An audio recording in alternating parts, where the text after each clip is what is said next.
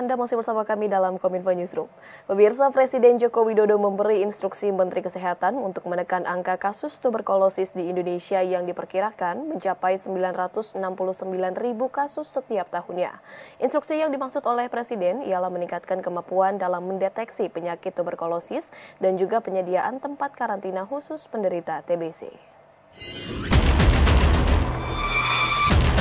Presiden Joko Widodo memerintahkan Menteri Kesehatan Budi Gunadisadikin segera mendeteksi seluruh masyarakat Indonesia yang menderita tuberkulosis atau TBC.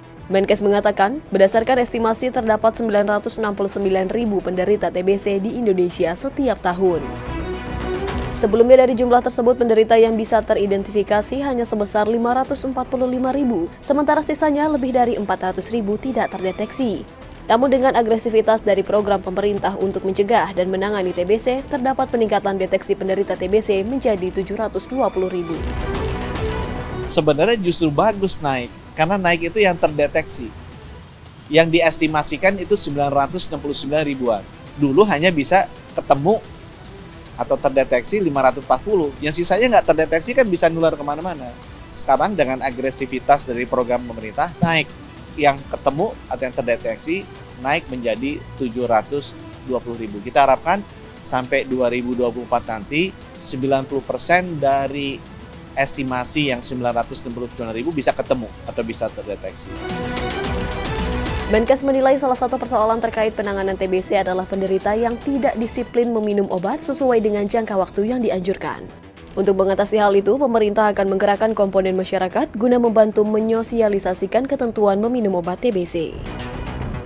Menkes juga menyampaikan bahwa akan ada vaksinasi bagi masyarakat untuk mencegah TBC. Salah satunya yaitu sedang dikaji oleh pemerintah yakni mRNA. Menurutnya vaksin mRNA lebih cepat layaknya vaksin Pfizer dan Moderna dalam penanganan COVID-19. Selain itu, Menteri Kesehatan Budi Gunadisadikin mengatakan, Presiden Joko Widodo juga memberikan arahan untuk menyiapkan sebuah tempat karantina khusus penderita TBC selama 2 bulan guna mencegah penularan penyakit tersebut. Karantina diperlukan sebab obat untuk penderita TBC baru bereaksi dalam 2 bulan. Dalam mendukung pelaksanaannya, Menkes diminta Presiden untuk bekerja sama dengan Kementerian Pekerjaan Umum dan Perumahan Rakyat dalam menyiapkan tempat karantina tersebut. Jadi selama 2 bulan dia tidak menularkan keluarganya, dimasukin ke karantina khusus. Saya disuruh kerjasama dengan Menteri PUPR di bawah koordinasi Menko PMK agar bisa tidak menular dan diberikan obat, dipastikan 2 bulan dia minum obat terus. Presiden Joko Widodo meresmikan jalan tol Bengkulu-Taba Penanjung pada hari ini. Keberadaan tol pertama di Provinsi Bengkulu tersebut dinilai dapat memunculkan pusat pertumbuhan ekonomi yang baru.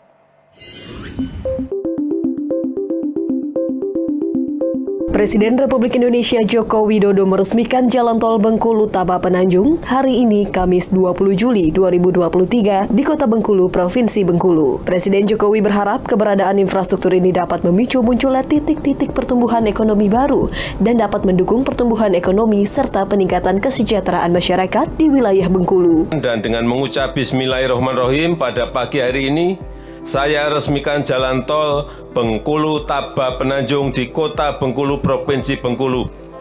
Alhamdulillah, pada pagi hari ini jalan tol ruas Bengkulu-Taba Penanjung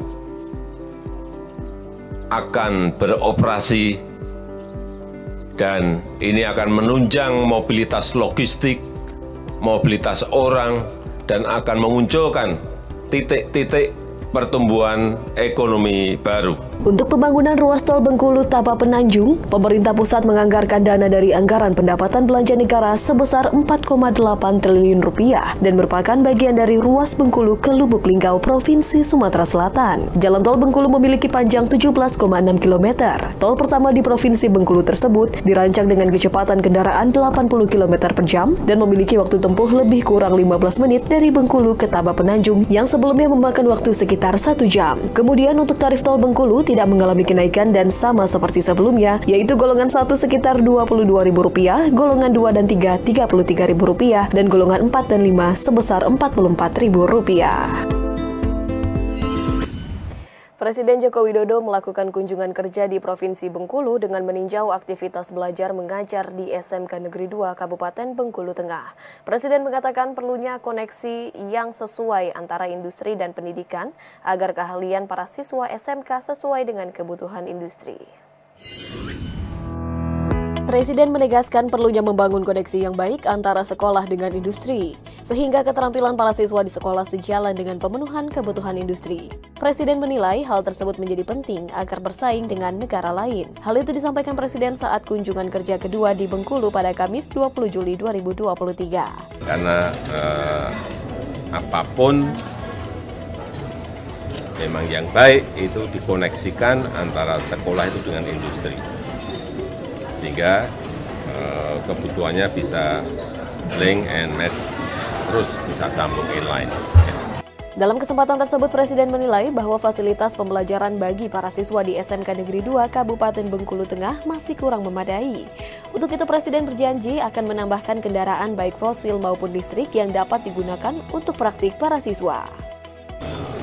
Peralatan bengkelnya juga sangat kurang sekali, tapi saya sudah janji tadi dengan Pak Gub, dengan Pak Kepala Sekolah, Pak Bupati untuk nanti saya kirim kendaraan-kendaraan baru, juga kendaraan listrik saya kirim. Mobil, kendaraan motor, saya kirim yang baru, biar yang dipelajari di sekolah itu sesuai dengan lapangan yang terbaru, termasuk kendaraan listrik nanti saya kirim. Sementara itu, pemirsa, Wakil Presiden Republik Indonesia Ma'ruf Amin mengunjungi RSUD Mimika di Kabupaten Mimika, Provinsi Papua Tengah untuk melihat pelaksanaan kegiatan sosial. Kegiatan sosial ini hasil kolaborasi antara Persatuan Purnawirawan TNI Angkatan Darat, Pemerintah Provinsi Papua Tengah, PT Freeport Indonesia, dan Perhimpunan Dokter Spesialis Mata Indonesia.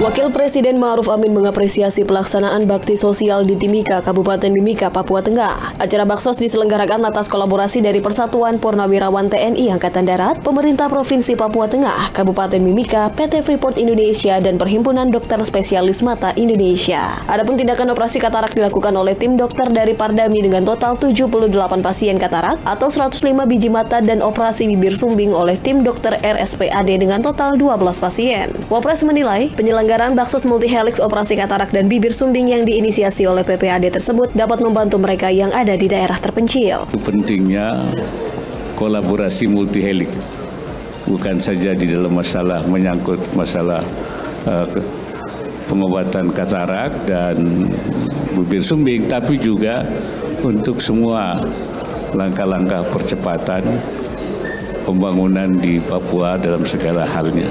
Maraknya katarak di Puncak Jaya dan daerah lain di Papua, utamanya di Lembah Baliem, disinyalir karena asap dapur yang terletak di Honai, rumah tradisional mereka. Rumah Honai tidak berjendela dan hanya memiliki satu pintu. Di kesempatan yang sama, Ketua Umum Persatuan Purnawirawan TNI Angkatan Darat, Doni Monardo, selaku penggagas baksos operasi katarak dan bibir sumbing di RSUD Timika menyampaikan harapan agar TNI juga bisa melakukan operasi perbaikan atau renovasi rumah-rumah masyarakat sehingga ada sirkulasi udara yang baik. Menurut Doni, dampak dari paparan asap pembakaran yang biasa dilakukan masyarakat Papua di daerah bukan hanya kepada generasi sekarang, tetapi juga bagi generasi mendatang. Jadi bagaimana warga Papua itu harus kita jaga kesehatannya, sehingga ke depan matanya sehat, tubuhnya sehat, semuanya sehat. Sementara PJ Gubernur Papua Tengah Ripka Haluk mengatakan pihaknya juga akan lebih gencar menyosialisasikan kepada masyarakat tentang pentingnya rumah sehat. Dari rumah adat itu bisa dibentuk juga kita membangun rumah sehat untuk masyarakat. Ini akan, ya saya pikir pemerintah sekarang sudah melakukan, tetapi harus terus kita tingkatkan. Tanpa mengurangi kultur mereka, tetap bagaimana kita mengajarkan sanitasi rumah itu harus lebih sehat. Mungkin itu yang menjadi PR kami yang akan harus kita kerjakan terus dalam rangka meningkatkan percepatan kesejahteraan dan kesehatan masyarakat kita di Papua. Terima kasih. Pemirsa, usai jeda Kominfo Newsroom akan mengulas mengenai kesiapan destinasi wisata super prioritas Sambut Wisman sesaat lagi.